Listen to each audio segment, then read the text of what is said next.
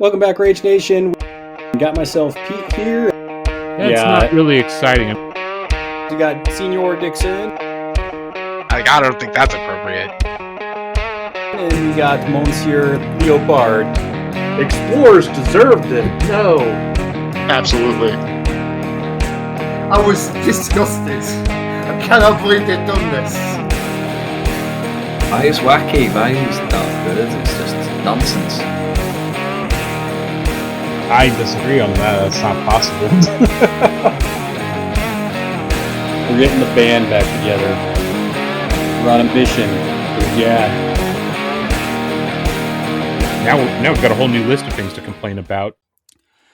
Welcome back, Rage Nation. We are at it again. Got myself Pete, and with me for another 3-game series, graciously volunteered for, we got Scott from Breachburn fame. Scott, how you doing? Doing good. Thanks for having me on. Yeah, you must have liked the format of this 3-game series because you're like, hey, do you want another person? And I was like, yes, I do. Oh yeah, I've been very much enjoying the podcast with it. I think it's a good format to introduce both players to some new keywords and anyone who wants to listen along. Yeah, and that's kind of the main thing is, especially since we're just, still getting into 4th, people are still figuring out what does what. It's cool because I always tell people like, hey, pick something that you're not as familiar with. That way you can kind of start getting into it, see what you think of it as you explore it in those 3 games. And in this one, you decided to jump into Titania, and I actually went with the old Somer. And it's definitely an interesting matchup. I was surprised you hadn't played a lot of Titania yet.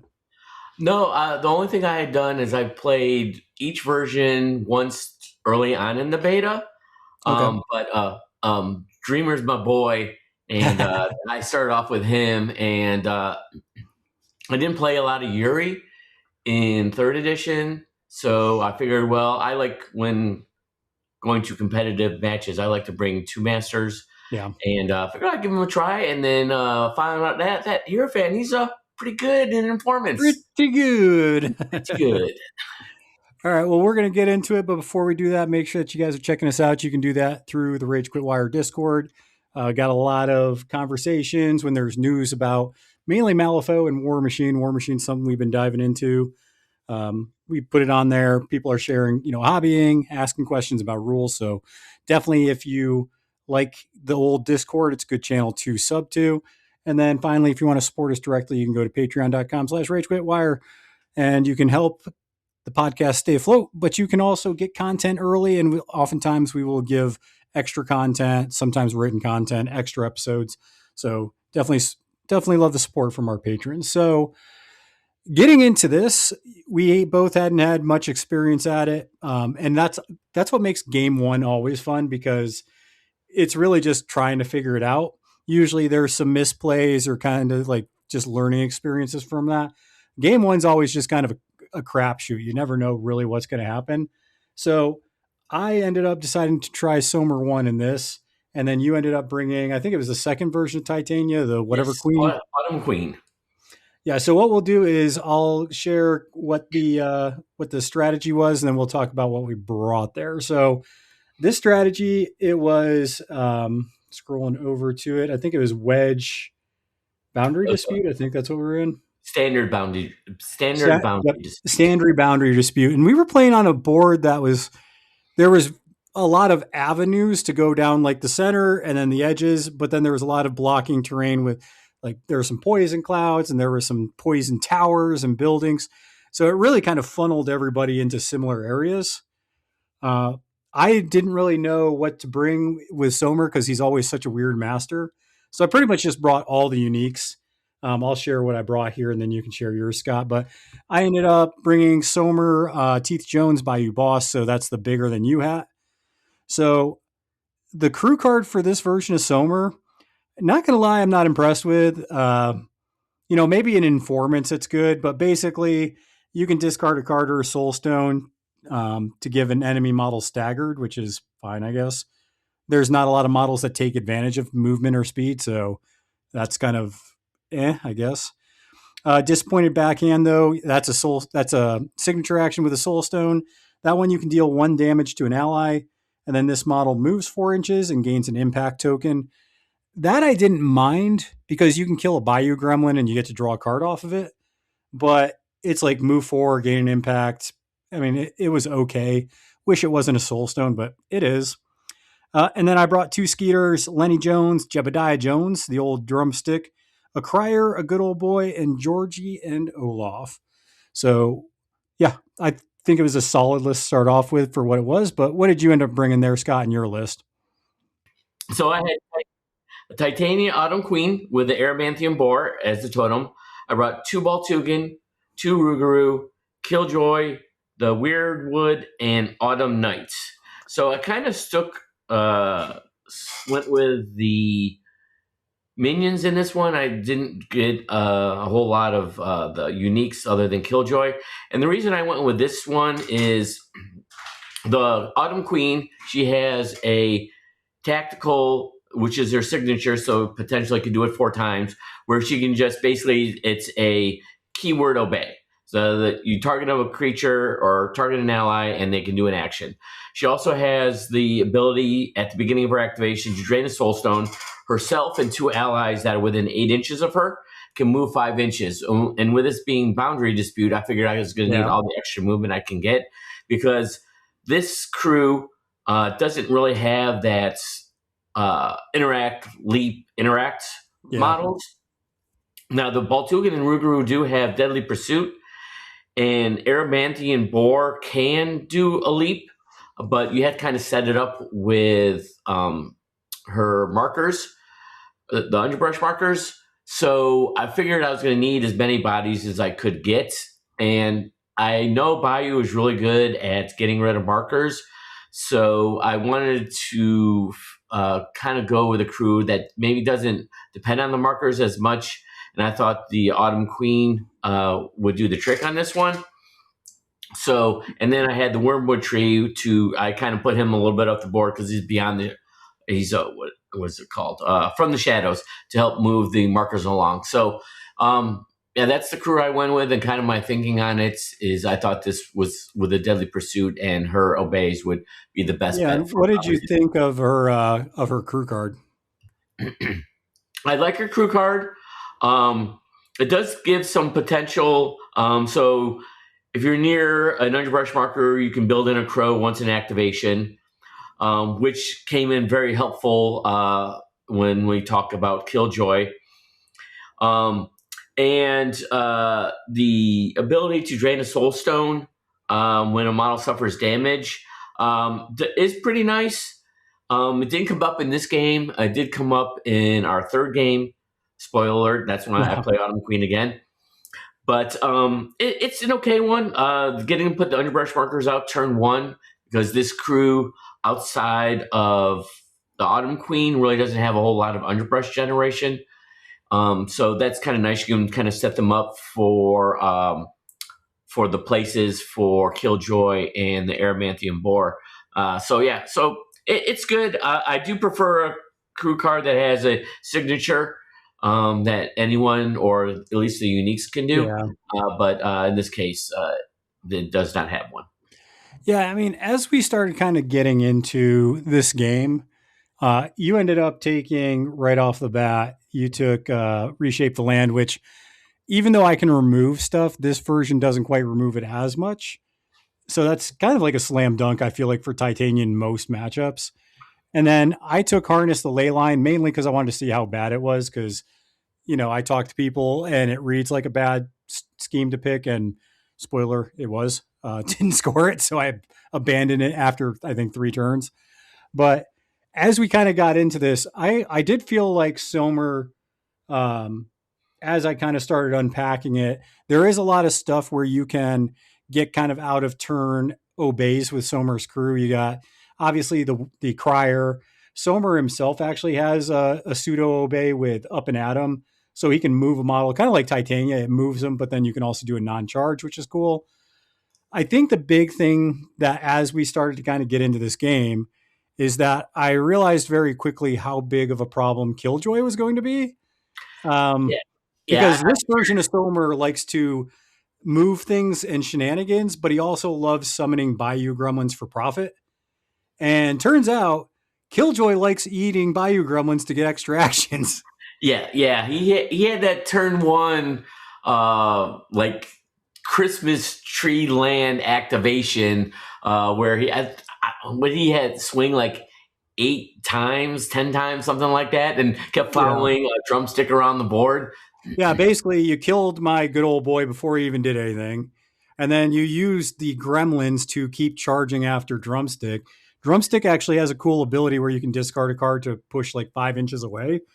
But since you were like, cool, I'm going to kill a Bayou Gremlin, I'm charging right back at you. Yep. Yeah.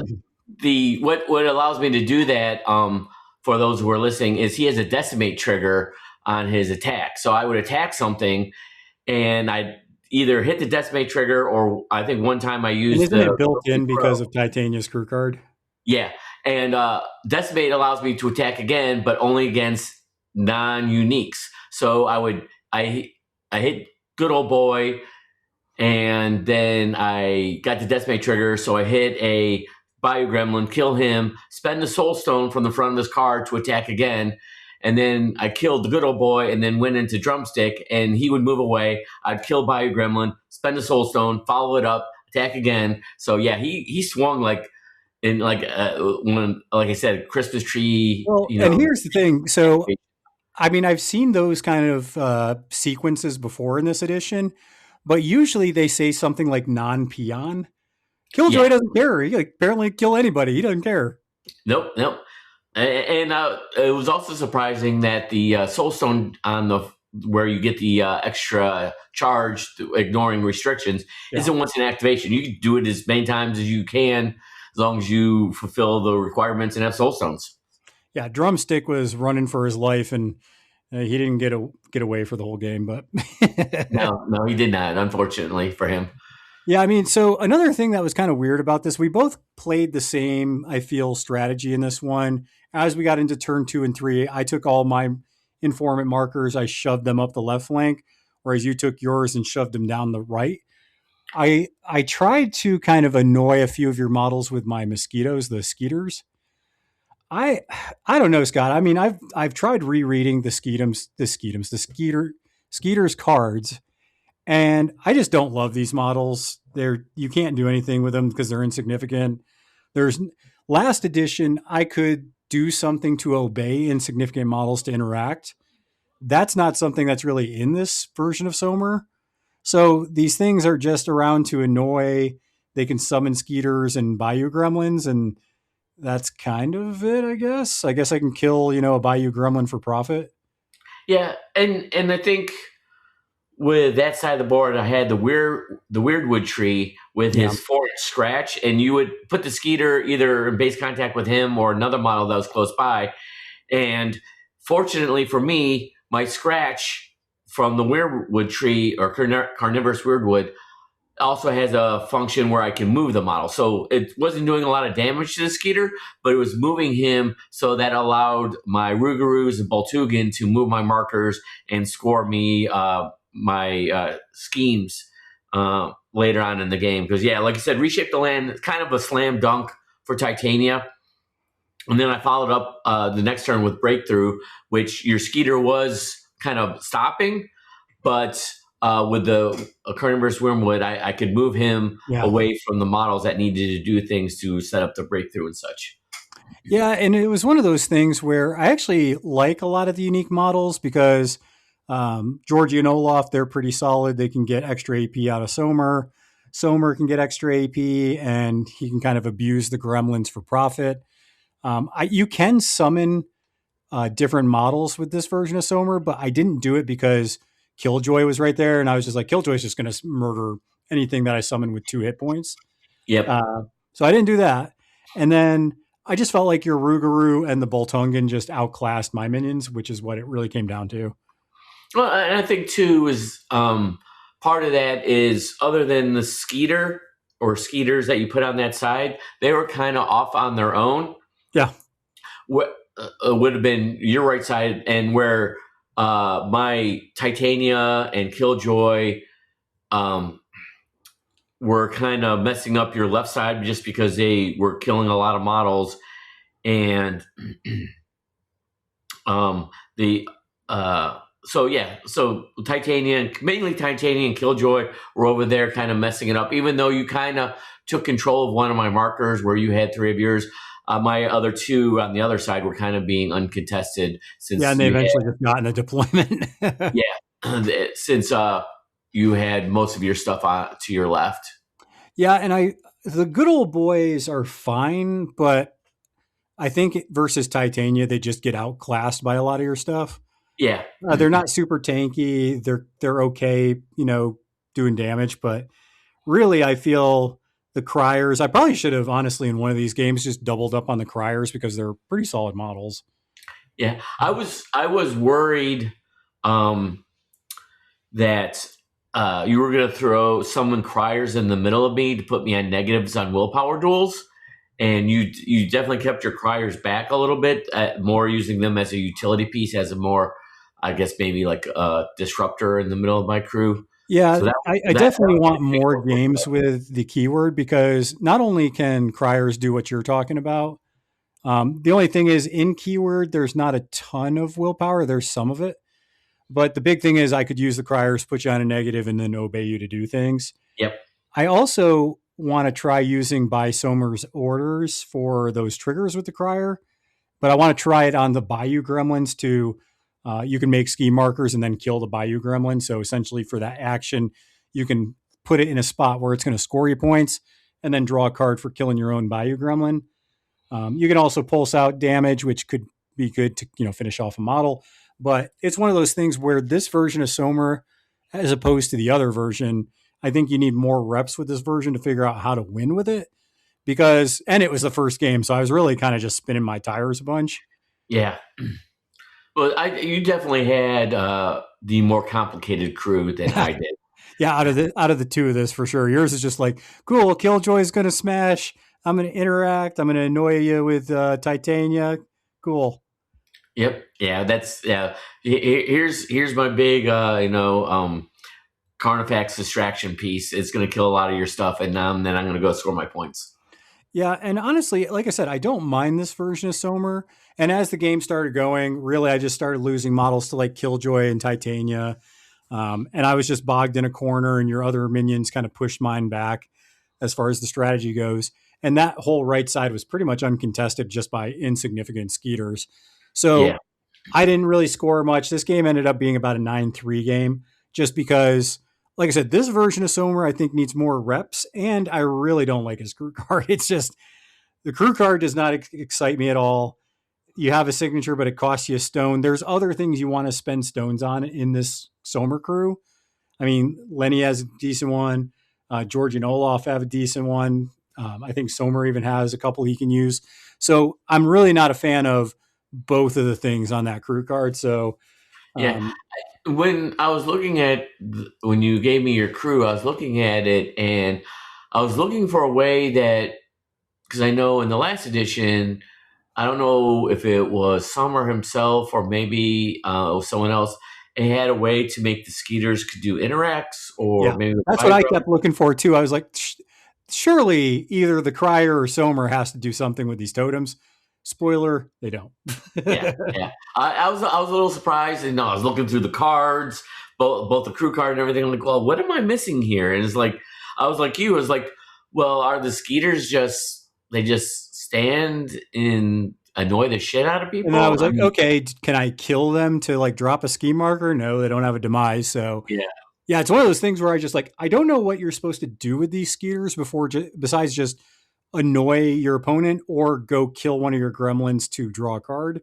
Those are the only 2 things that I saw that was like, I guess you can do this. Not super impressed with them. That's for sure. Yeah.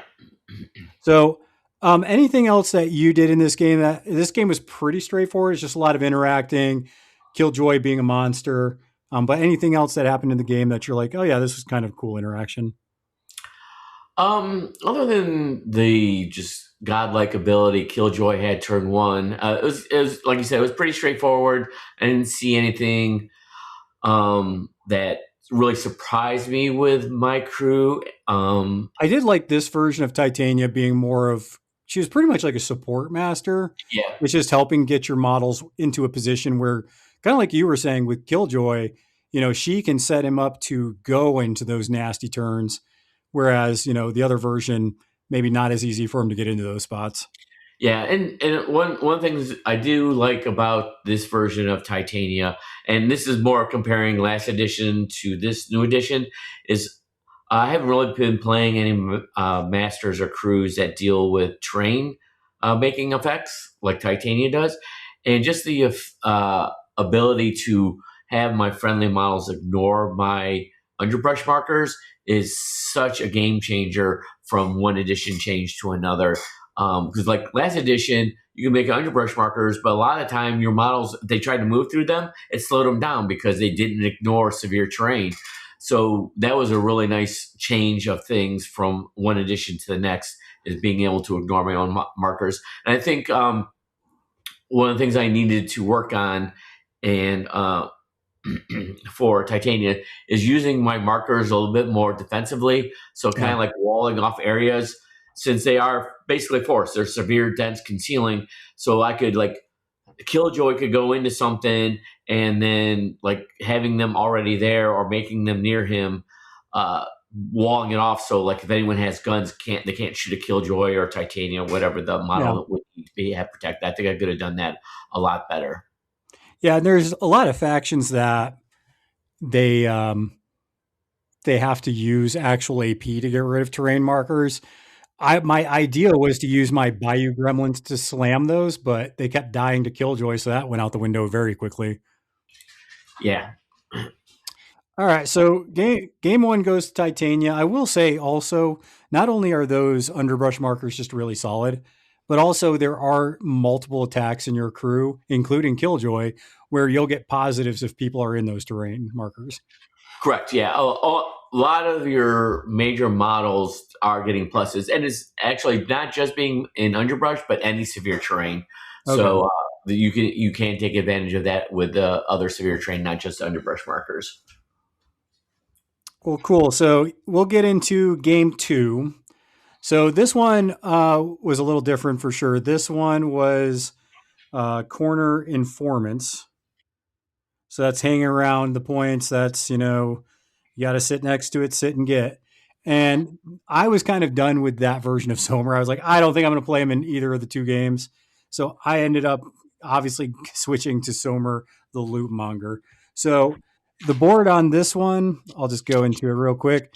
This one was a little different as far as a board. I think it was a little more busy as far as some severe terrain like water, which could be very good for your crew. Had some bridges, had some houses. But yeah, you got put into, because I was the attacker, I put you basically into that deployment that was covered by a house, a bunch of boxes and stuff. And it was kind of not a great deployment zone for you. Yeah, I think not a great deployment zone is an understatement. And it didn't make it any better that my deployment of my models was subpar, mainly in the building with the strategy marker, and there were some boxes in the building.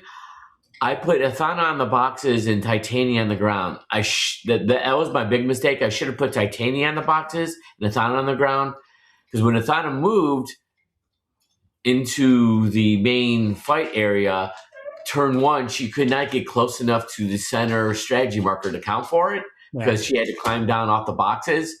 And Titania, she has the ability to make an underbrush marker, and with a built-in trigger, she places to it.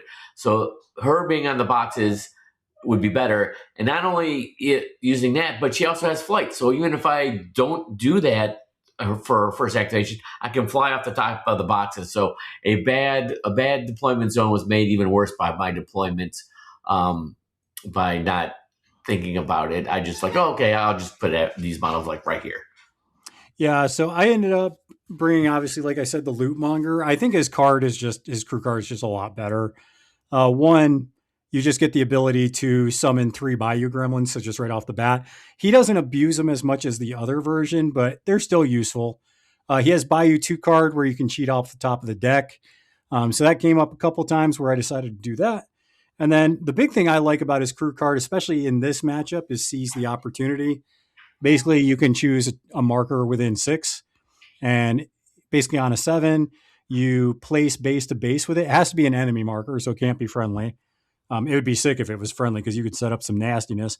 But you go to base with it. If it's a scheme marker, you gain an impact or no, just an impact token, and then you can remove the target.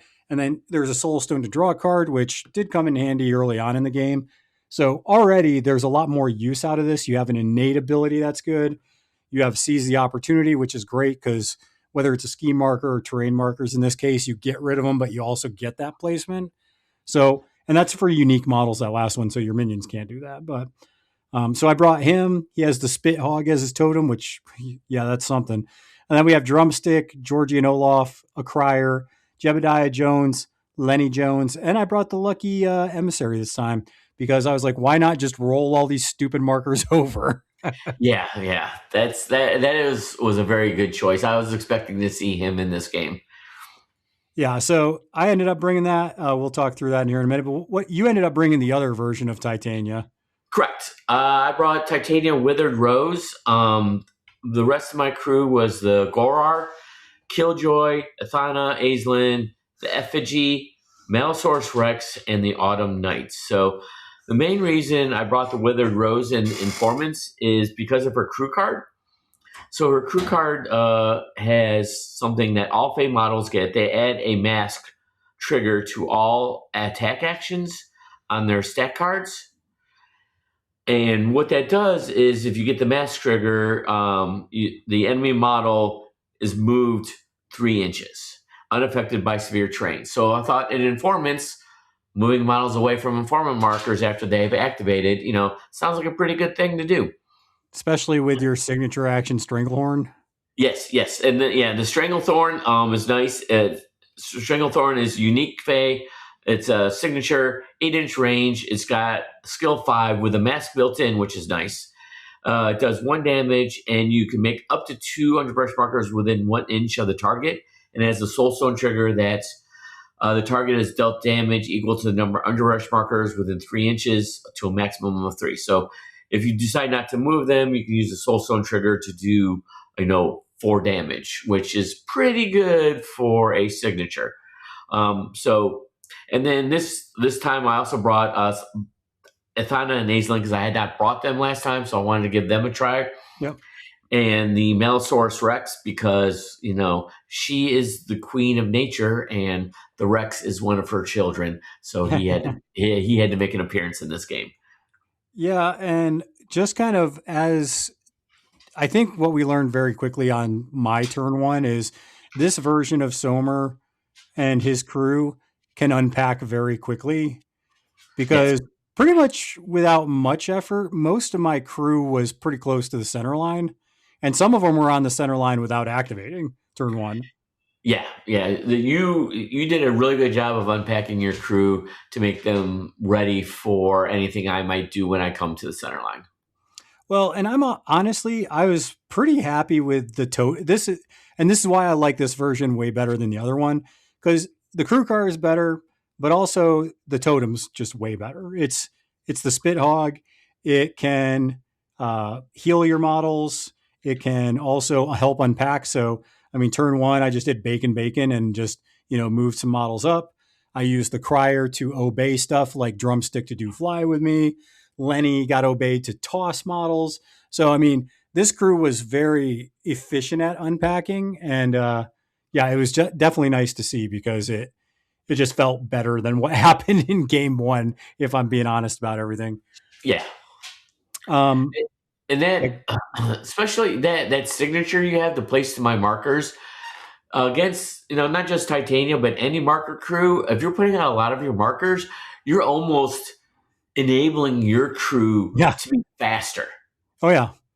And, you're getting more options. In time, getting rid of the marker. So it's very. It's almost like a resource for the loot monger crew. Exactly, and also you have to make sure you have to think about if I'm going to do scheme marker schemes, I have to do them very late in the turn where you have few to almost no models left to eliminate my scheme markers from trying to do my schemes. Yep. Yeah, for sure. Yeah, because it's the same thing. And actually, I think your version of Titania also has a way to remove a ski marker. Because turn one, you actually denied my leave the mark by doing that. Yeah, she does have a a signature called Thirsty Roots. If there is a ski marker near an underbrush marker, she can remove it to draw a card. And it is nice. It's an 8-inch range, so I have to have an underbrush marker within 8 inches. There's Yeah, no no flip flip, though. don't have to worry about black jokering it or anything like that. And get rid of a ski marker and get to draw a card. So taking away your resources and giving me more. So I mean, I don't it's think very you would nice. do this often, but that's not once per activation. So if there was a bunch of ski markers and you just wanted cards, you could just doop, doop, doop, doop, Yep. Yep. which is pretty sick. So as turn one started going, we kind of learned the lessons of Killjoy because Killjoy ended up going over to try and mess with some of my models like Lenny. And yeah, he was like, I'm going to get some more of this pain train going. But I did not put as many Bayou Gremlins near him because I didn't want to give him fuel. Correct. And he didn't bully you as much as he did before. But you did when you killed him, was it second turn? You had Yeah. Drumstick pull him. Well, Drumstick, I think he teleported to an underbrush marker to get rid of it, and then he threw Killjoy away from the underbrush marker, so I couldn't use my demise, and then finished him off. So that was a really good play on your part, where getting him away from all my underbrush markers and finishing him off to make it so that Killjoy was definitely not as impactful in game 2 as he was as in game 1. Yeah, and something else that I kind of figured out halfway through turn 1 that I definitely took advantage of in turn 2 is I noticed on Lootmonger's Sack of Loot, and I also noticed on the Spithog's Roast Pig, that there are abilities to stun models. So I was like, you want to know what? I'm going with Somer first on turn 2. I went ahead and stunned Titania, and then I ran over and stunned Killjoy just because I was like, I'm going to stop at least the nonsense from these two disgusting models. And dude, once I figured that out, the Spithog and Somer kept Titania stunned the whole game. Yep, except for her turn 1 activation. Yeah. The rest of the game, she was stunned, and that makes for a very sad Titania. Also for a sad Killjoy as well, because both of those models really enjoy their triggers. Yeah, because you were talking after game. You want to walk through real quick. What are some of the nasty triggers that you can set up with Titania that she wasn't able to take advantage of in this game because of Somer? But what normally do you think she's wanting to set up? On her Tactical Germinate, she has both the triggers built in. So mainly you're doing it mainly to get underbrush markers out, and she can teleport to those said underbrush markers. So that gets rid of that right there. So she can't teleport to them. Yeah. Her big ones on her attack. So her attack is called the Withering. It's a 12-inch magic attack, does 3 damage. She has 2 really huge triggers on those. One is I steal your soul stones. So happy you weren't able to do that. I wasn't able to do that. And I know Sommer loves his soul stones. His crew loves his soul stones. So, and as well as Titania. So my plan was I wanted to try and steal at least 2 soul stones a turn until you had none. So I couldn't do that. So you lose 1, I gain 1. And then she has a soul stone trigger on her attack that I can, when she hits a model, I can bring one of my models there and it gets an attack. So most people do is Killjoy. Oh, I shoot you for 3, and then Killjoy places near you. And can't you do that with the Malifaux Rex too? Was that? No, because I believe it has to be an ally. I think it says just target model. Oh, friendly. Oh, yeah. Holy shit. That would have been a huge, because like turn 1s and turn 2, Malifaux Rex was on one side, and he was so far away that he really didn't make too much. Yeah, he got into the fight late for sure. Yeah. Oh my God, I could have done that with Malifaux Rex. Well, there we go. Yeah. We got some more jank there, and that's I'll tell people as you get into 4th edition, you don't assume everything is going to be ally only. A lot of it is, But definitely look out for that because sometimes when you don't have ally only, like in this situation, you can go, oh crap, that would be really good for the Malisaurus or the Syzygy sisters or whatever you're bringing. Yeah, yeah. So those all those triggers were out the door for after turn one because she was stunned every turn, and it was it. I mean, I'll be that was a game changer. You stunning my master like Oh that yeah. so much was a huge game changer, and it was well played on your part. I mean, you put the resources in and stunned her because I believe that's against willpower, and Titania's willpower 7, so that's no small feat to get stunned on her when you're going against her willpower. Yeah, I mean the stun for Somer and the Spithog are off of defense, thank goodness. Okay, well, yeah, that's defense 5. Yeah, which is a lot better. Yes. But the big thing about as this game started to develop is we were pretty even as far as like schemes go, but just because of I think my mobility and also the ability, I think this is a game where actually Drumstick just kind of shined because he was really doing a good job of moving you off the markers Yes. and my crew was coming back on the markers and also my emissary dodged into your deployment zone to contest the back marker. Yeah. As the game went on, I don't think we had a whole lot of attrition, but you did take Killjoy out turn 2, I believe, after he had activated. So I did get the activation on him, but he in this crew, he's a big hitter, and with the Malisaurus Rex not getting into the turn, it's really getting into the scrum and the fight till turn 3.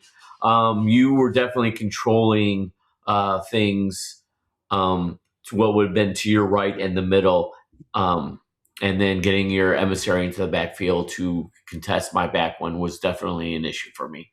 I will say this. I like the amount of magical just attacks that this version of your crew had because you have the beady stuff, but also like Aislinn and your other model, Athena, their magic attacks are very good. Even though you can't get raises for increasing damage, a lot of their magical attacks are base 3 damage, and that's just really good.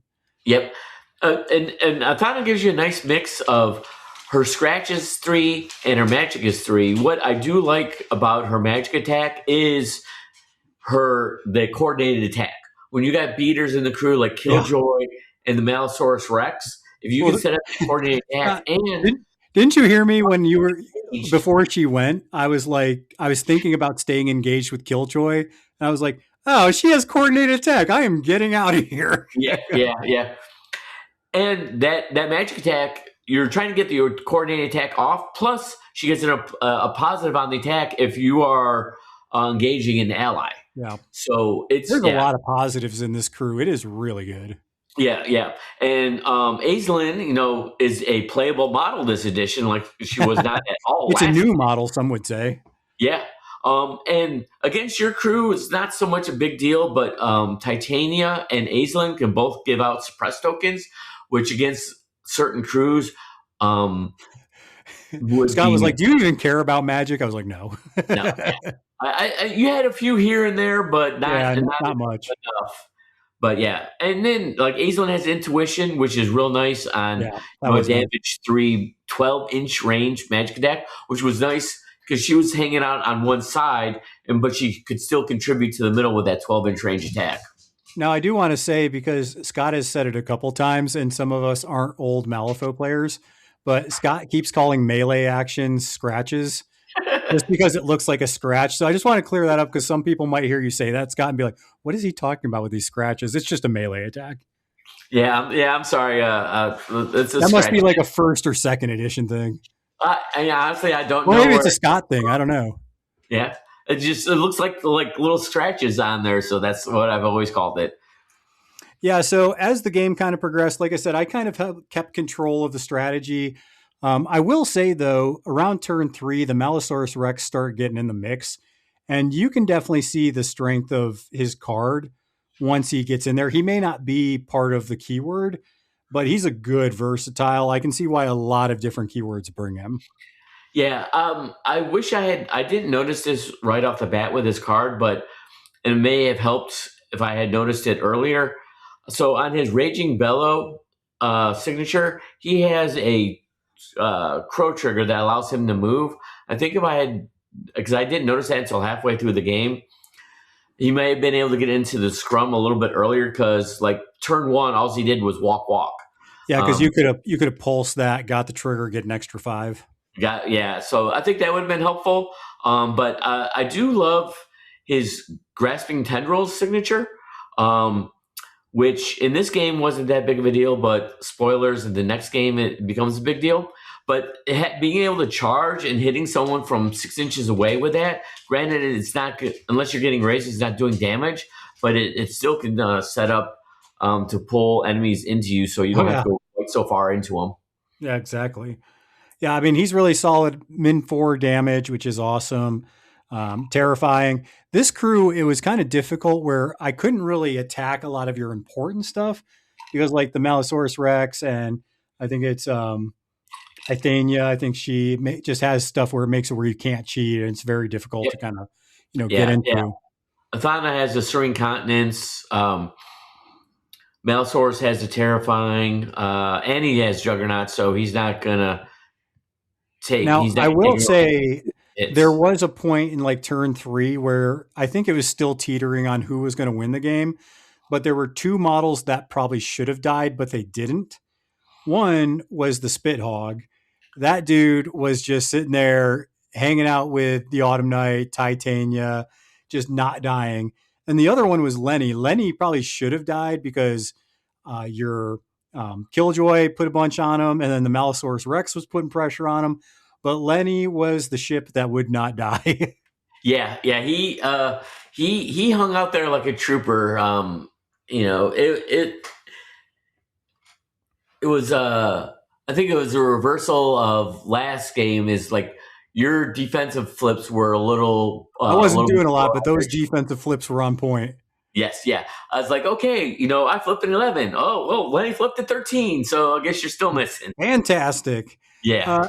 So the only other model that I want to talk about, because this did end up going towards the Lootmonger winning this one, I think it was 8-5 or 9-5, but you did bring the effigy. So what were you trying to do with the effigy since you brought it? Well, when it being corner, and again, this crew doesn't have a whole lot of movement tricks, I figured I could get hastened on 1 or 2 models. One of them, when I set it up, I did get a hasten token on Killjoy, so that did allow him to get some attacks in on turn 1 in corner deployment. Also, I wanted him to kind of try to be in that 7 to 8 inches away from one of the markers on the center line, but not the middle one. Yeah. And for him to he could 3 times try and do Stranglethorn and possibly move your models off the marker, maybe as a late turn activation and stuff like that, which would also get me out some underbrush markers at the same time. So that was my thought on him. I think he got smoked out by Somer, though. Yeah, when Killjoy introduced himself to Somer, and Somer said, "Deuces, I'm out of here." Somer's like, "Oh, effigy, let's kill that along the way." Wow. Yeah. Yeah, so this one ended up going for the Lootmonger. Definitely a fun game. I don't know about you, Scott. I like corner deployments a lot because it really kind of tests your mobility of your crew, but also your unpack. Because if you're not efficient in corner deployment, it really can set you back for the rest of the game. I agree. I do enjoy corner deployment. And I also, like you said, and it makes you sometimes, like for myself, and I'm guilty of this 100%. I'm like, oh, we're playing this. Okay, I'm just gonna pick this crew and hit it and not really think about it. Yeah. Where corner tends to make you think a little bit more about your crew. It's like, okay, well, this model is really good in like a wedge deployment or maybe flank, but maybe he's not the best in corner, so maybe you have to switch him out with something else.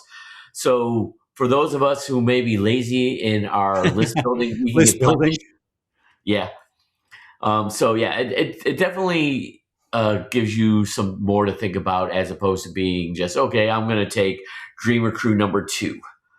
Yeah, and honestly, sometimes due to the board or the deployment, sometimes that'll make you think about, okay, which crew is best for this. And I mean, obviously that doesn't apply to us because we're playing the same crew, but still, you want to have a crew that is good in sucky deployments and sucky boards.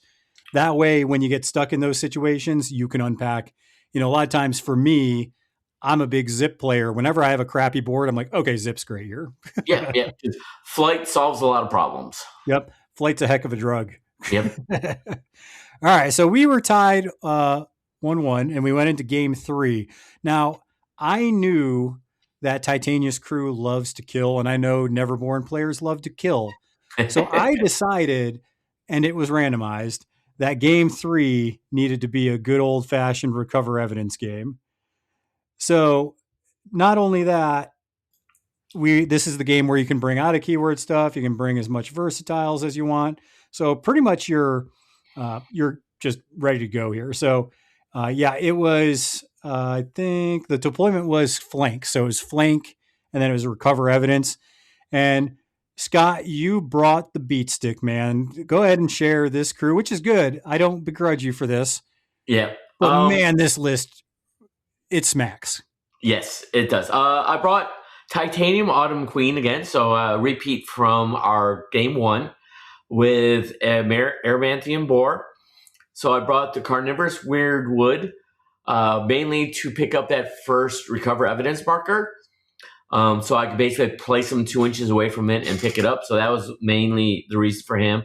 I brought Killjoy, Ithana, Malifaux Rex, and Neverborn's favorite crutch, the Syzygy Sisters. And I think that was something like 5 stones. Yeah, 6 stones. And the main reason I chose this version of Titania is that she has a irresistible pull. So on her tacticals, she has a signature called Queen's Domain. It's an 8-inch range. You need a 3 to get it off. You make an underbrush marker, and then for every raise you get, you can make an additional one. So all you need is an 8. You can get 2 underbrush markers with it, and you have to place them within range. There's a Soulstone trigger that you can move up to 2 enemy models that are within range 6 inches towards any of the made markers. So between this and the Syzygy Sisters lure, I figured I could isolate models to kill them because, like you said, I brought the beef and to get any more recover evidence markers. So with an irresistible pull into my crew, I thought this would be the best one, even though technically she's not the hideous of the 2 masters. But with that and the ability to command allies, I think she's actually the better one in recover evidence. Well, and I think she also just supports those beat sticks you brought very well. Yep. And not only that, Scott, in the middle and left flank of the board, we had some hazardous barbed wire. And it didn't do any damage. So we were like, yeah, that's going to be hazardous injured. So not only are you pulling me in, but you can also pull them into the barbed wire to put out that injured, which, definitely is a huge, huge boon to you as well. Yep. Yeah. So one thing I do want to note is when I did set up my recover evidence marker, I placed it in such a way that the Autumn Queen has a thing where during the start phase, I could put out 3 markers. Is that I could have the Wormwood using the terrain that he wouldn't be exposed too much between the terrain and my marker I put out. There was very little lines of access to him. Plus, I kind of put it more towards the middle of the board, as where a lot of times people will put it more towards the edge. And that was also maybe if you were feeling frisky to come after him, and then all my dude, that's why I didn't go over there, because I was like, okay, I go over there and mess with you, but then the rest of your crew just jumps me. Yeah, well, that was part of the reason too. Is like it was accessible to almost the rest of my crew, that anyone who did go over there to attack him would have a lot of. It's like that. It's like that meme, right? Of like Tom Hardy, where he just points up. He's like, "That's bait." Yeah, or it's a trap. For the Star Wars fans. Yeah, so I ended up bringing Lootmonger again. I really do like Lootmonger. I think that his crew card, like I said, is good, but he also has a couple of things that just makes him really solid. One, if you remove enemy scheme markers, uh, or actually, sorry, it's an ally with an 8 that, now, oh, sorry. Nope, it's just any scheme marker. So when a friendly model removes any scheme marker, you get a bolster token. Didn't come up a ton just because I wasn't really doing that. And Scott wasn't playing a lot of schemes that required a lot of scheme markers. So that didn't come up. But on the back of his card, like I said, sack of loot's great because when you hit people with your bag of loot, you get to possibly put out scheme markers for each raise you do. It has crit strike, that sexy daze trigger to put out stunned. It didn't come up a lot, mainly because I think your willpower on important stuff was relatively high. But misappropriating junk is fun because you do damage equal to the number of markers. Some, once again, decent triggers there. But also that serious business trigger is just another option to remove or to place 8 inches away, which is solid. But I brought him the Spit Hog once again, which Spit Hog is money. Lenny, Crier again. I almost, like I said, I think next time I play Somer, I'm going to try two Criers. Georgian Olaf, really solid. Drumstick, Hero of the Empire, McTavish, and Jebediah. Now, I will say McTavish, I was trying to, the main reason I brought him was because of Gator Scramble. There's actually a crow trigger on that if I target that marker in line of sight, it just pulses out enemy models within one just gain stunned. So I was kind of waiting as the turn progressed just to see if you would bunch up at any point with 2 or 3 models around a marker. And then I was going to hit you with that stun just to stun 2 or 3 models. But I don't know if you grew cautious of your own underbrush markers, but you definitely did not bunch up around them in this game. No, I avoided trying to be near them because and I don't think really after the first 3 I put out, I don't think I made maybe one more after that because in the first 2 games, I was basically, like I said earlier, just feeding you resources to make your crew better. And I kind of learned, you're like, well, I'm going to stop giving you underbrush markers. Yeah, exactly. Well, I'm not going to give you a spot to jump into my crew. Yeah, I mean, so this one, we both end up kind of getting to a point where we can easily get our marker. It ends up becoming a little interesting in the model or in the middle, I should say, because you actually use your master to basically kidnap Drumstick because I think you took Assassinate. Correct. I was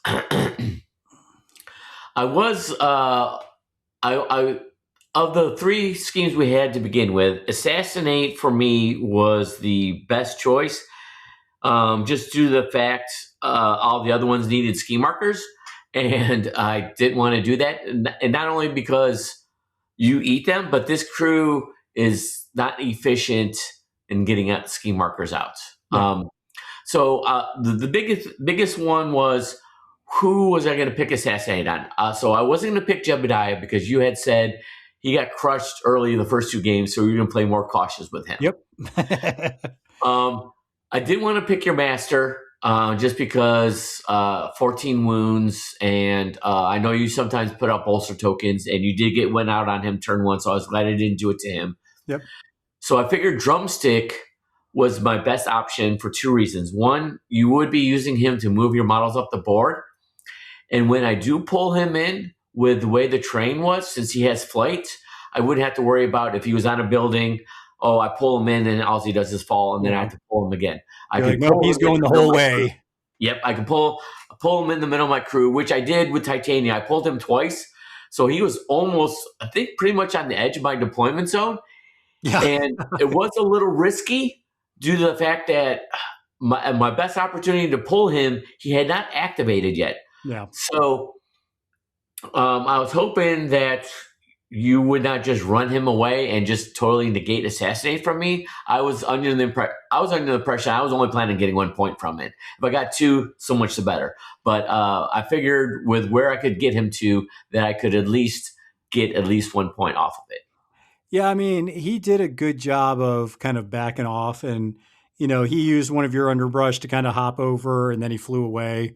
I ended up actually, because I hadn't activated Somer yet, Somer actually came in and laid the smackdown on Titania pretty hard. Yeah, she didn't have any friendlies near her, so she was taking it all.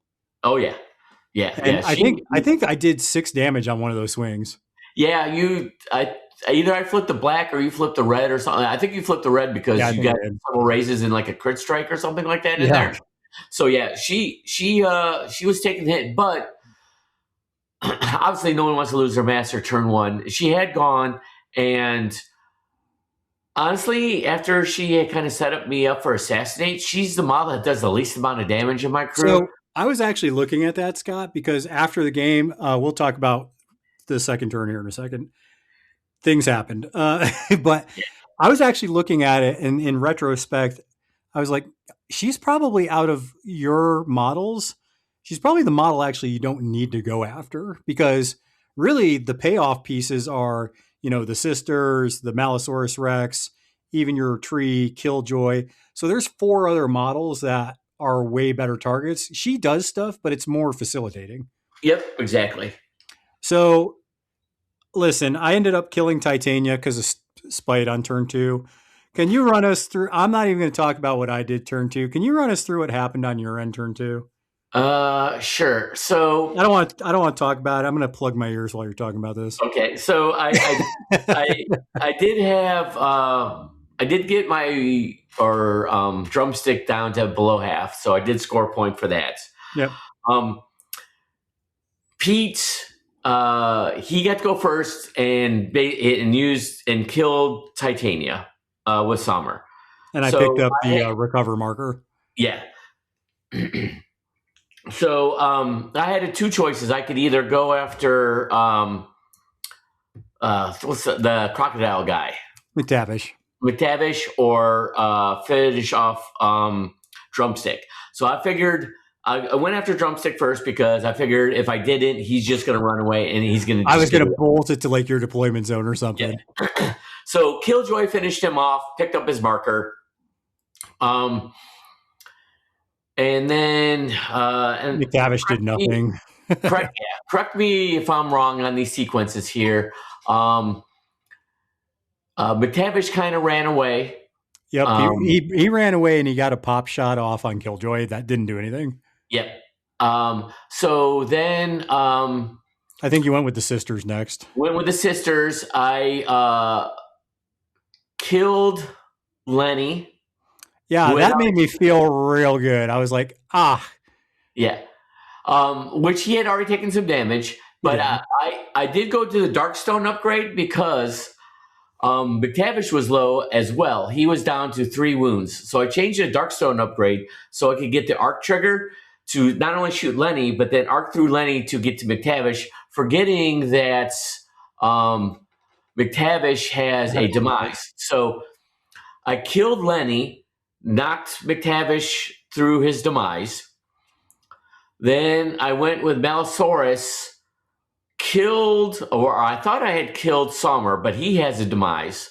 And he jumped to a ski marker, healed 5.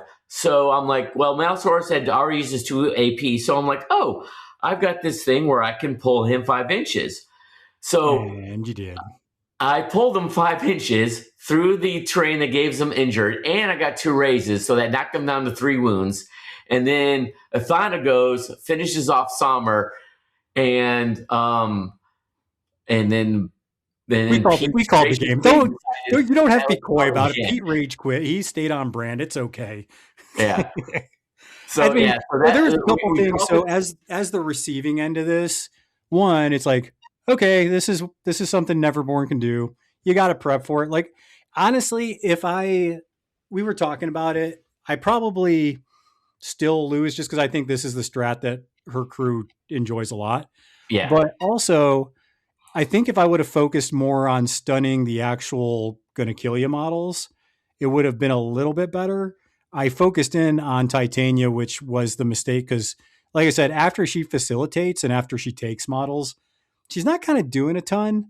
So I think neutering or trying to deal with the sisters or Malisaurus or Killjoy would have been the better use of my actions. But the thing that was really impressive that I think will probably get nerfed is that she can make any action a signature action.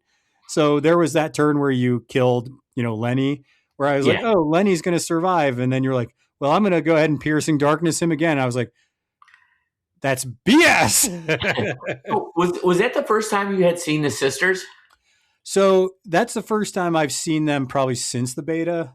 Okay. I haven't played a lot against a lot of Neverborn really since the launch. So that's one reason I wanted to have you on, because I'm like, yeah, let's get some Neverborn love on here. So yeah, this is the first time I really saw her on the table. And obviously reading her card, I can see the plays, but I just did not read the part where she can do it even on her upgrades, which I was like, that sucks. Yeah, that is if you don't look at her card and her upgrades, you aren't going to see the strength in it. I also And didn't I see agree. Arcing Fire. Arcing Fire was another got me where I was like, cool. Yeah. You can Arcing Fire. What is it, like 8 inches or something? Yeah, 8 inches from the first target I hit. So in theory, dumb. if it's a straight line, it's 16 inches plus the base size of the model I'm shooting at. And I've killed many an effigy doing that, because effigy is usually high in the background. So I'll Arcing Fire into your effigy, and Oh, yeah, that's great. dead. So Yeah, so I mean, after you just desolated them, I think all I had left was I had McTavish on maybe 1 hit point. Had my Spithog Crier in my deployment zone crying, like literally crying. Jebediah was on the left side by himself with some hats. I had Georgian Olaf, who would die very soon, quickly next turn. And I had a handful of Bayou Gremlins and Gatling guns, or Hatling guns, I should say. Yeah. So, yeah, that game I was just like, cool. We don't even need to take this any further, Scott. You got it. Yeah, it's I definitely, like I said, I brought the beef. But in your defense, your flipping turn 2 on your defense flips were pretty garbage. That too was there was some good positives that you had in those duels that were just. Yes. I mean, you put out adversary. There was a couple of terrain markers that helped you out.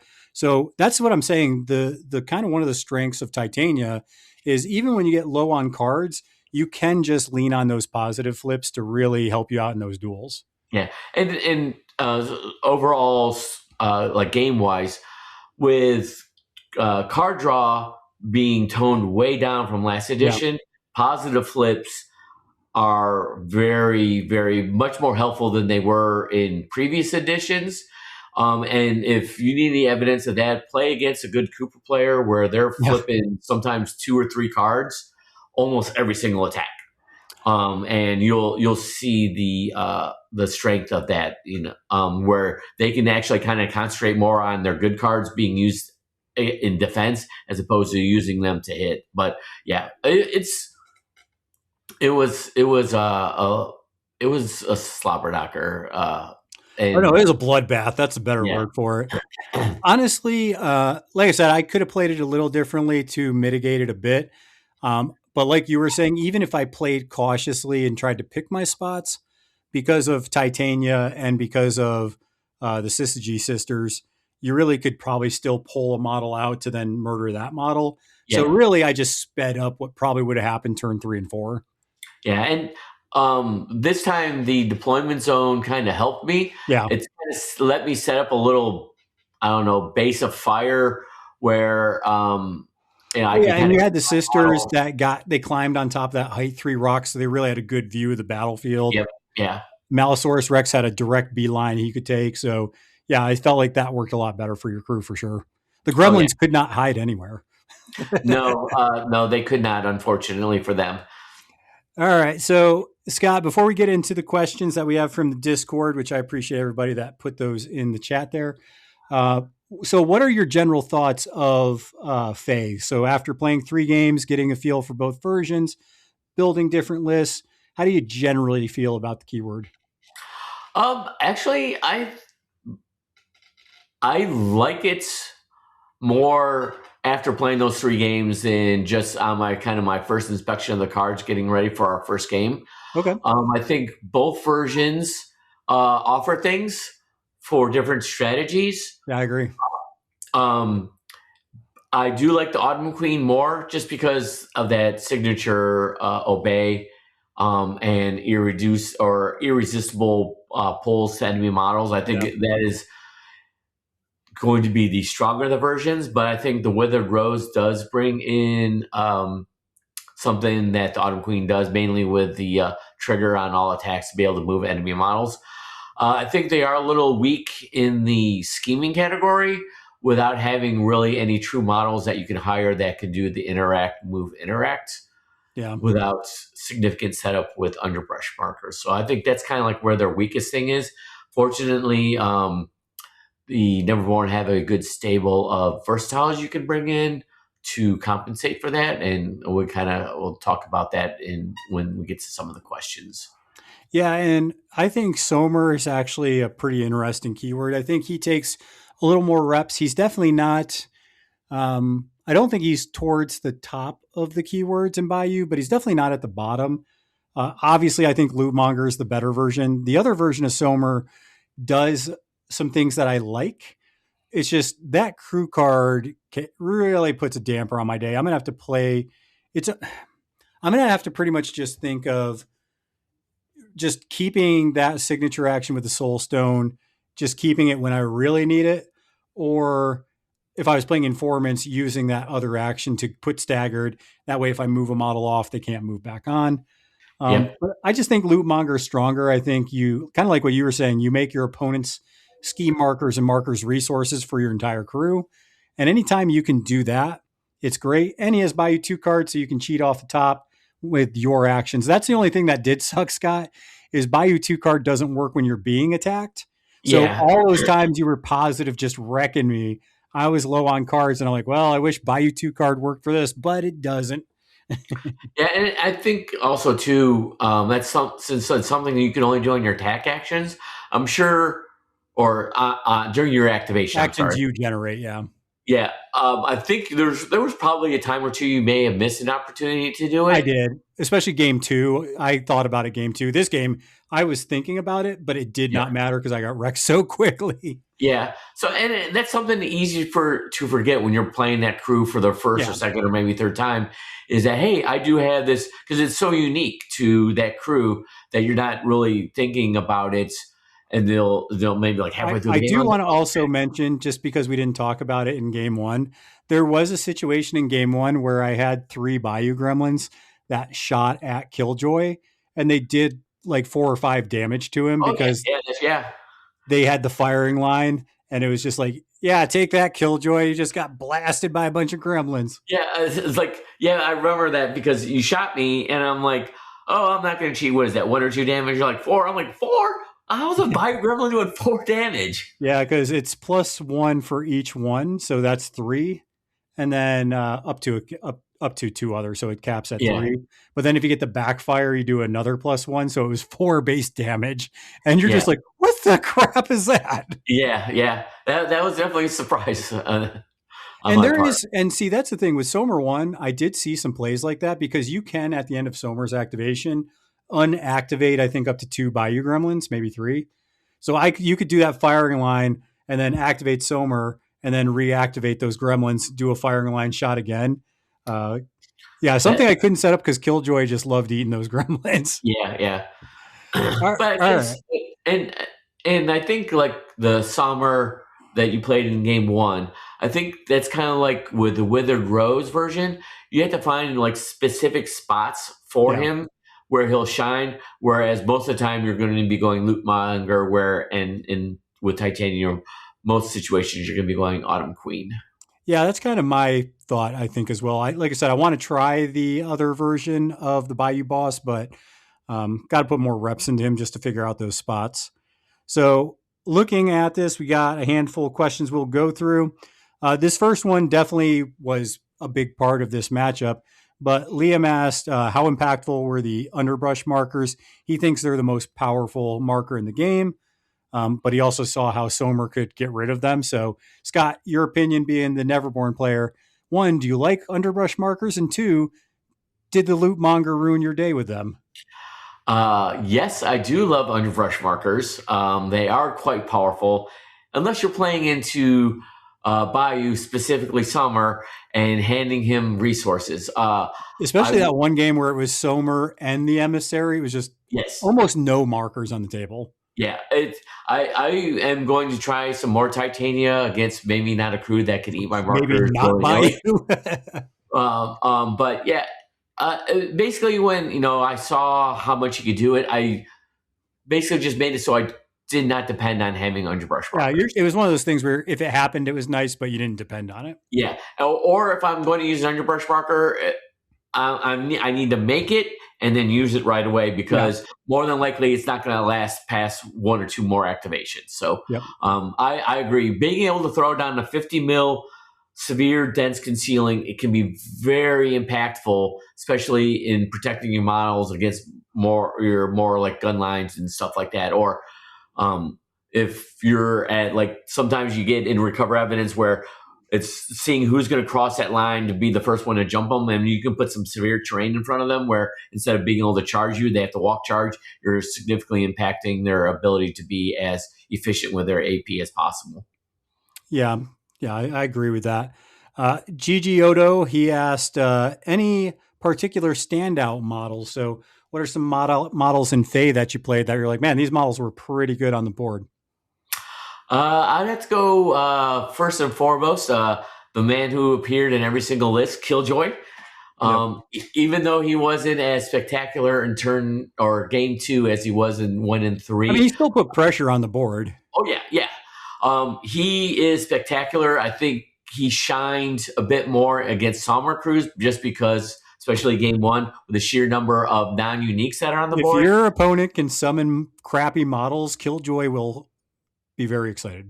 Yes, he gets all sweaty in the pits when he sees all that. Hot and bothered. Yeah, against a crews that bring all uniques, you probably will get a little bit less mileage out of him, just to the fact that then one ability on the front of his card is basically the blank text, and one of his crow triggers is blank text. But he's still a stat 7 model that can move models with a signature and pump out a lot of damage. So yeah, he was my standout model.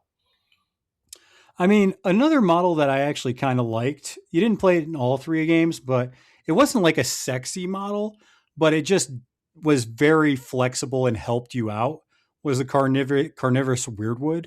Yes. Just because, one, you can be as aggressive with it as you want from the shadows, but it also is one of the rare models that has laugh off, so your opponent can't move it around.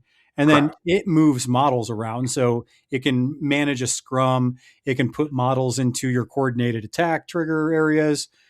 So, yeah, I mean, it wasn't overly sexy, but man, it did some work in every time you brought it. Yeah, I think he's definitely a very good tech pick. Yeah. The From the Shadows can be a trap if you get too aggressive with it. You're going to lose in turn 1. Oh, yeah. But he was definitely a good model. I did make a mistake with him in my deployment turn 1, so he can't scale. And I put him on top of a building. So basically, you had to jump off. I had to jump off the building because I think it was a size 4 building, and he's only moved 3. So basically, to get off that building, he had to take a point of damage. So that's another thing you want to be careful of if you are going to deploy him at elevation, to take that into consideration with no scaling and only a move 3. But yeah, he did some work for me. He for his cost, he's pretty tanky. He's only stat 5s, but he does have armor. Like you said, he can't be moved. And he's only cost 6 with 8 wounds and armor. So, I mean, for a cost 6 model, he's pretty tanky. What was your favorite minion out of the keyword? Because you have a few. You have the Autumn Knight, you have the Boltungden, and then you have the Rougarou. So out of those 3, what would you say is probably your favorite minion? I would have to go Rougarou. I was not impressed with the Boltungden, mainly because they don't have a signature, and I think there are some versatiles I would take in place of him. Rougarou, he's not as punchy as he was last edition. He's only a base 2 damage versus base 3, or he's min 3 last edition. But he is move 7 with I believe he has let me pull it up here 1 second. Hold on. So yeah, he's a move 7 with rush, so he's got a 10-inch threat range on the charge. And deadly pursuit. So he is, fairly fast. Defense 6, with resilience. So, I mean, fairly tanky for what he is. Um, I'm not enamored with his signature, which is intimidating roar. Which I mean, in the right circumstances, can be useful, but I think it's more niche than something that you would probably think about using every single turn. But of them, I would say probably that would be the one I most enjoyed and would bring into the show. I just want to say that I'm very disappointed in Discord. These are very Neverborn centric questions, and the Bayou judges you. So a couple other questions. These ones coming from Tom, and we'll both answer this. Okay. Which Titania did you prefer? Now, I know you said Autumn Queen, and do you feel like that's just because she helps kind of orchestrate whatever your plan's going to be?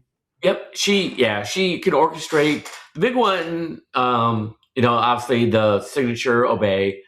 She's got the ability at the front of a card to move herself and two other models, which is really good because it can help fix things that you may have made a mistake on. You have to be careful with that one though. It is ally only, so if you are bringing a lot of versatiles or out of keywords, she can't move those. Same with the obey is ally only. So I think that's the best one. She's helps the crew out and just is I think all around just if you were to pick between the two Titanias and you had no idea what the pool is going to be, she is definitely the best pick because she can do pretty much anything. Catch all. Yeah, Tom also asked how Killjoy was. Tom, we already talked about it. I'm not going to trigger myself again. So one I was curious about, and I think I know probably what you're going to say about this, but how did you find the Autumn Knights? They were Yeah, I thought you were going to say like meh. I was like, they just, in the interaction we had, let's just say out of all the stuff on the board, besides your totem, that was the thing I was least scared of. Yeah. It's and I don't know if it was just a you thing, but they have an ability on the front of the card. If you attack them and do damage, they can hand out adversary or injured. And you're like, oh, I'm not going to attack that because one, it's not scary, and it's not doing a whole lot. Again, yeah, if you would have brought that in recover evidence, I probably would have risked it. yeah, But yeah, I mean, getting adversary or injured just sounds terrible. It's like I don't like either one of those options. yeah, and I mean, his attack is a signature, so you potentially could do it 3 times. His tactical is decent because you give out a bolster token and can move the Autumn Knight, but he's just again, I think maybe I would like him more, but if I needed something along those lines, I'm probably again looking at versatiles as opposed to the Autumn Knight. What he needs to have Germany. He needs to have Germany on his card to be valuable. Yeah. If he had Germany on his card, I would definitely be picking him all the time. Okay. Yeah, which kind of leads us into the next question there from good old Michael, the Narovi. How did the keyword only games feel with Faye? Because I guess most times he's seen Faye. They've either had usually the sisters and Rex included.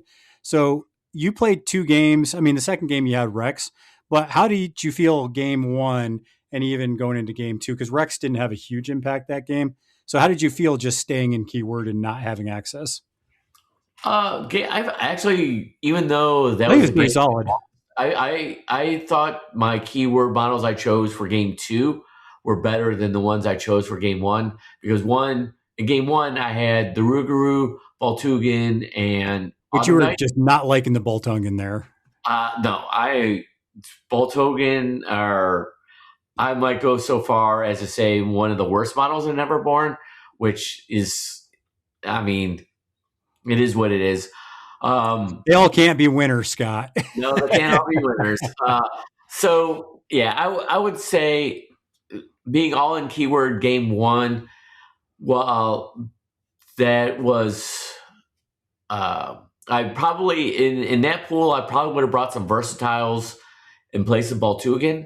It wasn't the worst. I know what he's talking about because I have seen some games on YouTube where you are seeing like the Rex, the Sisters, the Emissary. Not necessarily all three of those models, but you're seeing a lot of those models as opposed to keyword models. And I think Athana and Aislinn are both really good models. I think Aislinn would be better in a crew that is more dependent on magic attacks than you are. But I think her keyword is fine. I think there are much better keywords out there that are, or you're more likely to stay in keyword. But if you're just playing just keyword, I think you can do quite well with Titania. Yeah, I think the unique models are pretty solid. Yes. Yeah, she other than the Ruguru, I think she's hurting on her minions. Yeah, I'd probably agree with that. Ruger were pretty solid. The other two were kind of meh, like you said. Yep. We have Jim's traditional 5 questions, so I finally get to answer with some Bayou stuff.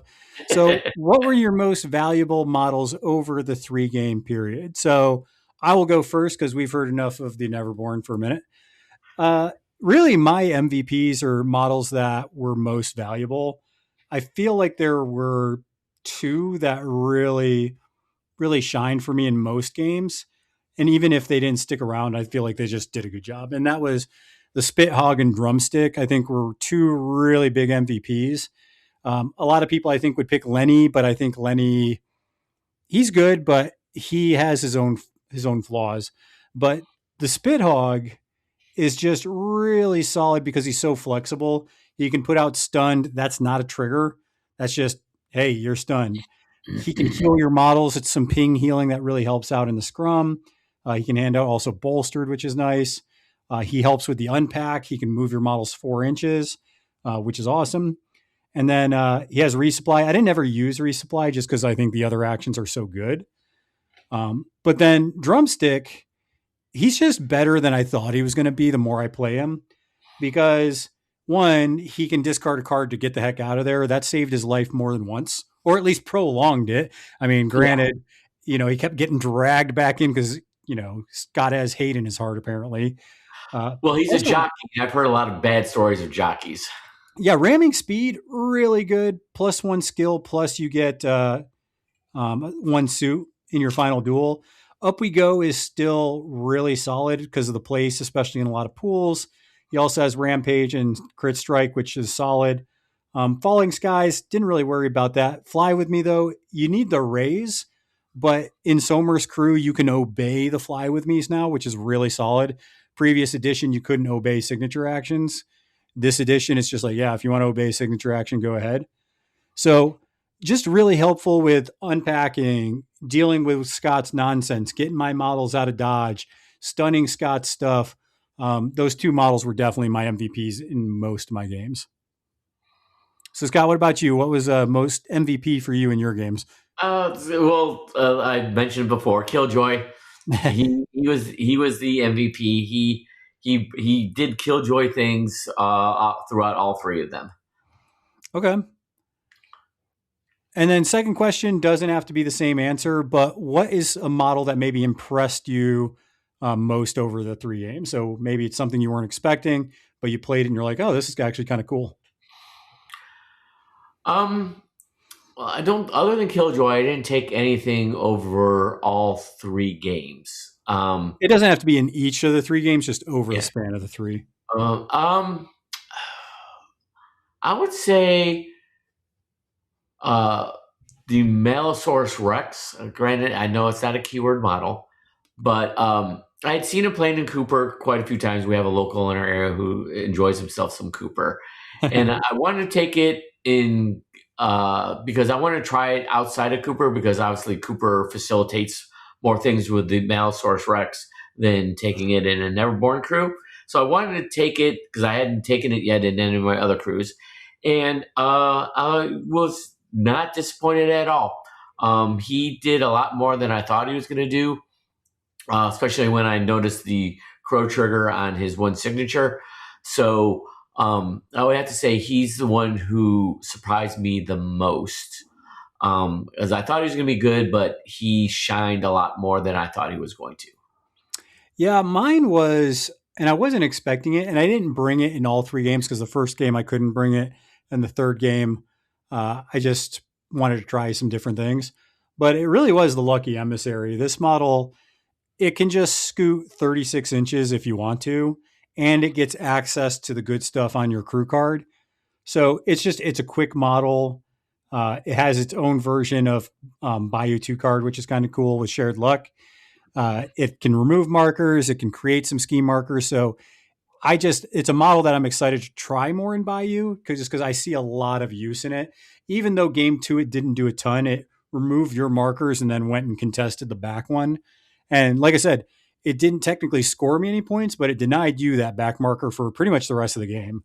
Yeah, and that was part of what was making my life hard, is that I could no longer depend on that back one for me owning it. Yep. And that definitely hindered my ability, because I really didn't have any models to go back there and take care of it either. So I was like, well, I guess that at best for me is going to be a neutral marker. Yeah, which schemes do you feel are most accessible to your crew? Are there any that you don't like? I think in not this matchup, reshape the land feels pretty good, but game Yeah, 1 you got it pretty easy because that version doesn't remove as many. yeah, reshape the land is pretty much a Most principle. time you can just score it.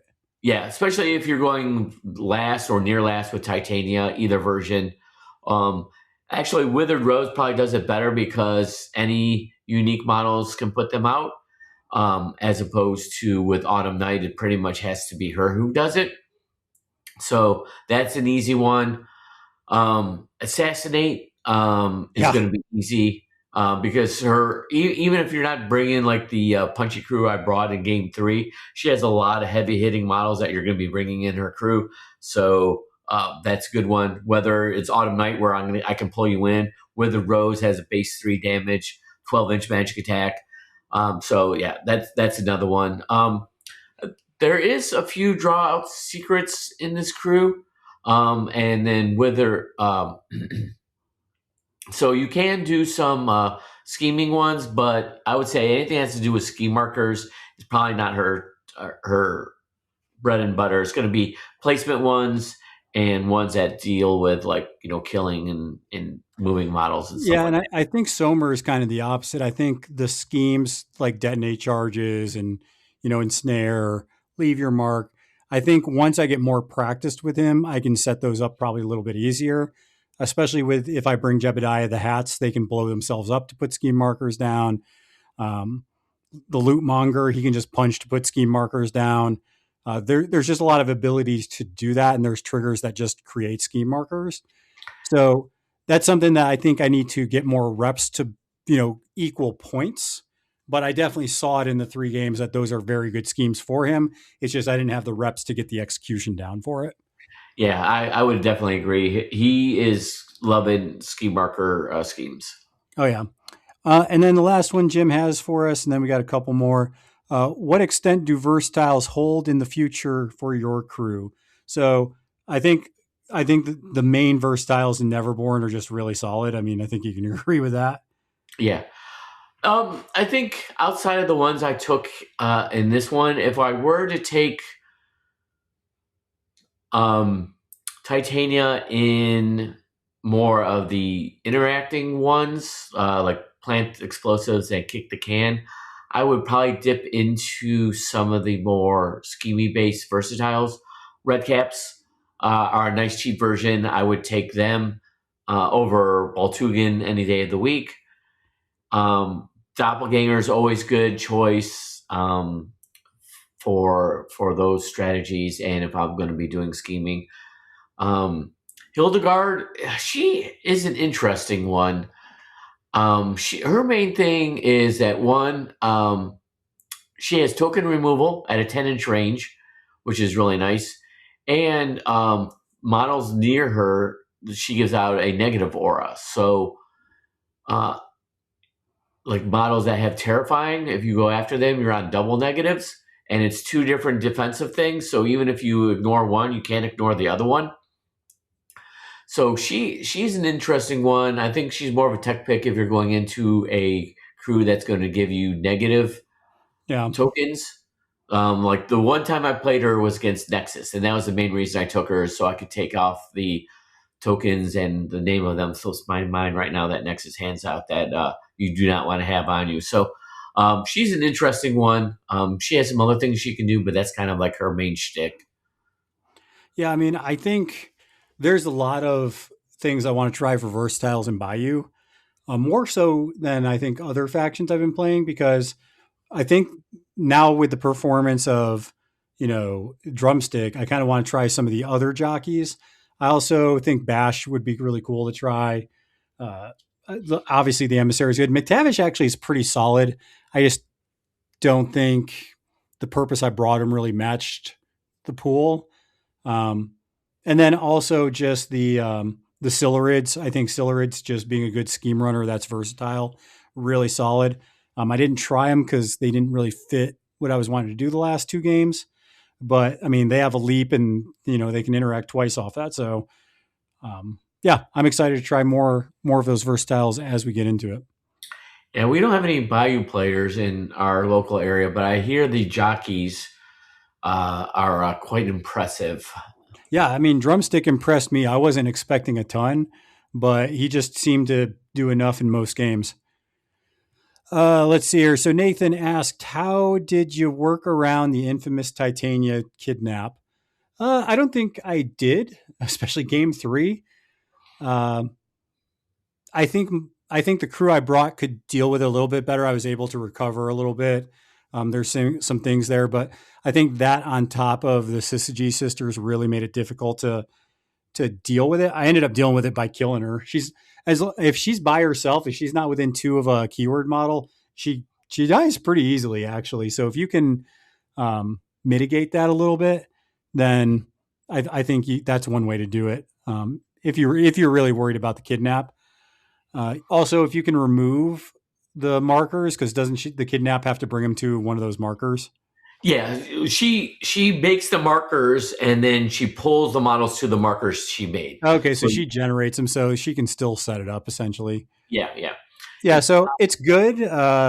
It's one of those things. Also, sometimes you just have to accept it's going to happen and just try to give your opponent the worst option, if you will, and just see what happens. Yeah, I didn't use it at all game 1 because it just was never really an opportunity to do it that would have benefited me. But I definitely was thinking about it for that game 3. And yeah, I mean, if she's dead, she can't pull your models. So, there's that. Follow-up question from Nathan. Is there any reason to not bring the sisters every game? Okay, so so yes and no. I'll say no, there's not a reason to bring them every game. Yes, there is a reason not to bring them, and that's because you don't want to be that guy. I understand when you're going to a competitive tournament, stuff like that, like when we were at Capticon here about a month and a half ago, you're probably going to see her quite a bit. I don't usually play her a whole lot outside of Recover Evidence, just because I think that's the one strategy she shines at. And usually my Recover Evidence crews can need a little bit of help in the scheming aspect, which she also adds to. But I don't want to rely upon her as a crutch, because the fact that eventually she's going to get nerfed or cuddle or whatever it is you want to call it. And I don't want to be as oh, crap, well, now she doesn't do what I wanted her to do. What am I going to do instead of that? So I think that's the reason you don't want to play her every game. And then that also gives less of a reason to nerf her if everyone's not using her every game, which I don't think is going to save her, but that's that nice little side benefit. But yeah, it makes it very hard to learn your crew if every time you are making a crew, you're putting the sisters in, because now she's getting, and that's the bad thing about her, is now every 10 stone model in the game is well, why am I bringing Teddy or Thune when I can bring the sisters, and she's literally 2 stones more valuable, even though they're the same cost. Yeah, and then Nathan asked his last question. He said, is Somer as reliant on jockeys as other Bayou masters? So I'm not on the pulse of the Bayou right now. I mean, I'm just getting into them. I haven't talked a lot with Bayou, and like I think Scott said, I don't know if there's a ton of people diving into Bayou at the moment. It's not traditionally one of the more popular factions for people to start a new edition off of with. That being said, if the other jockeys are half as fun as Drumstick, I can definitely see, especially with Somer 1, I would totally play Somer 1 with almost nothing but jockeys because his crew card sucks. So, yeah, that might be one where I try that out. Just be like, all right, let's see how many jockeys we can slam into Somer 1's list. Somer 2, I don't think, besides Drumstick, maybe I'd bring one more jockey, but I think Somer wants a lot of unique models in Big Hat to benefit from his crew card. So I would probably weigh in that way. It's here. Loki Bryn asked question: how well could you manage your resources, especially cards and Bayou Gremlins? I think Somer 1, it is kind of managing the Bayou Gremlins for profit and setting them up to score. As far as cards go, I really wasn't too cautious with my cards playing Big Hat, just because especially it would have mattered if my models lived in the third game, but having that ability to cheat off the top of the deck is definitely nice. But yeah, I agree. Bayou Gremlins are resources. Even in Somer 2, you can use them and kind of get some benefit, especially if you have, and this is why I want to try 2 criers, because you can generate the gremlins and use the criers to kill. So you could literally obey the gremlin to walk 7 inches, ignoring terrain, and then just be like, cool, now he dies because of the trigger, drop a scheme marker, and you can just get scheme markers in random spots to win you points. So that's what I need to play around more with the keyword. And then from my side of it too, unless I had a very specific reason to kill a Bayou Gremlin, I wouldn't was of trying to avoid to do it unless I was kind of maybe like kill them en masse or something like that, so they couldn't gang up and do for them. Because I knew if I'm killing them, it's giving you cards. And Yeah, same definitely thing card with advantage. haberdashers or the hat guys. Yeah, you didn't want to kill them to drop schemes. Yeah, because like for instance, in our second game, I assumed you had leave your mark and you had some of the Had little both of hat the hats in the middle. by them, and I actually used the Malifaux Rex to push one away and kill it, so that way when it dropped its ski marker, it wouldn't be close enough for it to leave your mark. So it's something you have to watch out for when you're playing the summer guys. If those hat guys are there, they're probably going to be trying to do something with ski markers, especially since they can kill themselves and put them out. Yep. Let's see here. We already answered that one. Dark Kitten asked, is Somer 2 good at all? Yes, I believe he's actually the better version.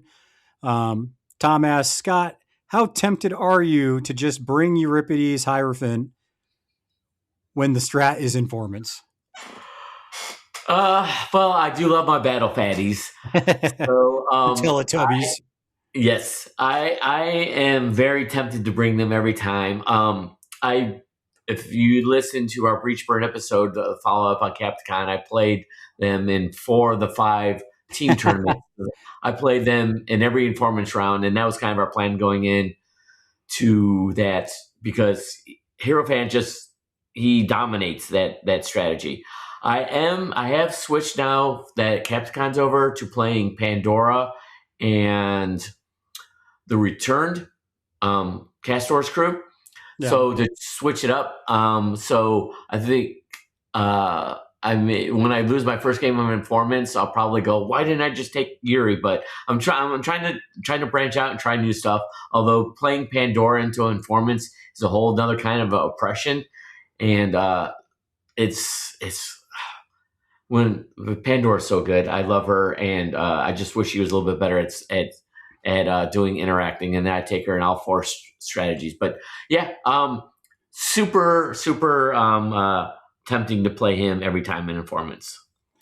Yeah, I think the real question there is, Scott, to kind of wrap this thing up, is so now that you've dipped your toe into the Fae pool, is there, like, are you more curious to test it out and maybe add it into the rotation of your Neverborn stuff?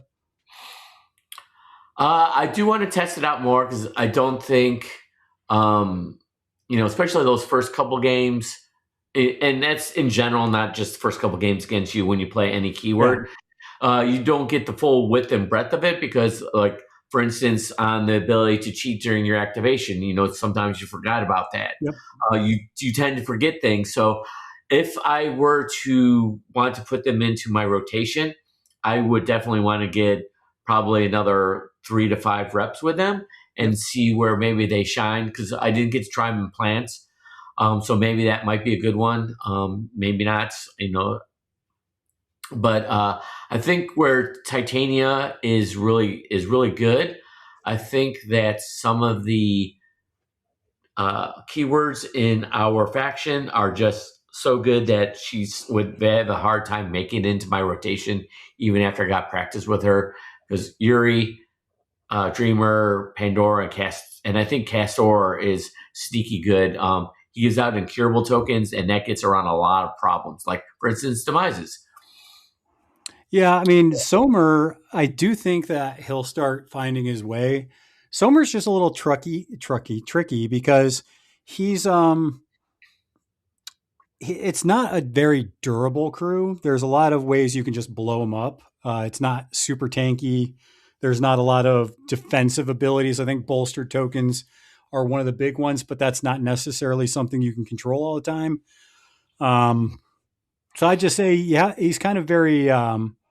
You got to be very cautious with him and put him in the right spots, because there's a lot of stuff out there that can just, blow up certain parts of his crew. So that's the one thing I would say is, like, he's a finesse piece. I think that needs to be played a bunch of times. And there's a lot of jank there that you can do to score points. I think he needs to be aware of which levers to pull and when to go after points, and which models to try and, control and stun or kill. Because you do have killing potential, but it takes a decent amount of AP to get there. So I think that's something he can do. It's going to take some more reps from me for sure. Yeah. And, like, we are still very early in this edition. Oh yeah. And the crews that kill or are typically the ones that are easiest to learn. So they tend to rise better early on in edition. Whereas, like, a Sommer is where you have so many levers you can pull, is harder to learn. And like with Pandora, who is more of a control crew, it's harder to learn and get good at. You got to learn what to control. Exactly. So it makes it harder for those crews to rise to the top early on in edition. Not saying that they can't get there, but it definitely is more of an uphill battle early on in the edition, as opposed to crews that tend to more of the killing way of doing things. But I do have one question for you. So I was asked, like, what models was I kind of down on and whatnot. So in your crew, like, what models would you say that were unimpressed and you might take out and replace with maybe a versatile or even out of keyword model? So it's kind of funny. I'm going to pop over to that crew right now. Oh, where'd you go, Somer? There you are. So the model that I'm going to pull it up just because I think maybe I need to take a second look at it. And it might have just been the matchup, but I'm kind of down on the good old boys just from what they were to what they are now. I mean, they're only 6 soul stones. They have Don't Turn Your Back. So, I mean, you can maybe get your opponent that way. It can remove a marker when it activates to get an impact token. So that's not nothing. It's kind of more of the same. It has only damage 2, can get more attacks. Shotgun's only damage 2, maybe a little more damage. Its signature action just gains a bolstered or impact. So it's not necessarily, I think it's a bad model. It's just, especially like you were saying early on, where I think a lot of people are leaning towards some of the more aggro stuff. I just think that the good old boy a lot of times just gets smoked down. It has no defense. So besides getting a bolster token, no defense. And even then it's only defense willpower 6. Little down on it. I got to test it out a bit more just because after that first game, I knew it wasn't going to do anything in our matchup. Yeah.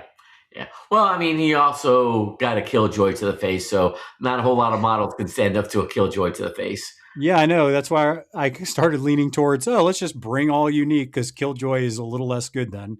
Yep, yep. So I do want to thank you for coming on, Scott. Do you want to go ahead and plug? I think you guys do something podcast wise there. Yeah, I am one of the people who do the Breach Burnt podcast. Me and a couple other guys from Michigan. We put out an episode, probably average about once every 3 weeks. We're on all the podcast catchers out there, so give us a listen, and we would greatly appreciate it. Yeah, and it's definitely always fun to hear the stuff you guys are putting out, and yeah, I just anybody that's talking about Malifaux, it's always good just to hear those points of view for sure. But yeah, I want to thank you for coming on, Scott. Well, depending on the pool of people that want to play the 3-game series, we might have to do this again soon. Yeah, if you want to play some more Neverborn, or I do have, well, let's say I have Repson, but that's not the part that you do. I could even do some Reser stuff, try out some different Reser things. Love me some Resers. Yeah. Who you liking in Resers? Cry. She's always been my favorite master because I love her story and everything like that. And then that Swirling Spirits on I can't remember which version. Envoy of the Court is just, it's money. It is so good. Well, I know there's a lot of Reser players that have been asking about her, so maybe here in a little bit I'll have you back on and you can dig into some Karai. Okay, there's a gentleman out of Florida. His name's Brandon. He's played Karai a couple times in some big tournaments, and if you want someone who really knows what they're talking about, I would try and get him on. But yeah, he's a really good Karai player. He makes me look like a beginner. But yeah, I would love to be on again. Whether you want to like do a deep dive or another 3-game rounds, I'd be more than happy to jump in again. Well, I appreciate having you on, Scott, and I think don't forget to hop on the Discord, support us directly if you can, and until next time, make sure you guys are flipping cards and flipping tables, and we will talk to you all later. Later.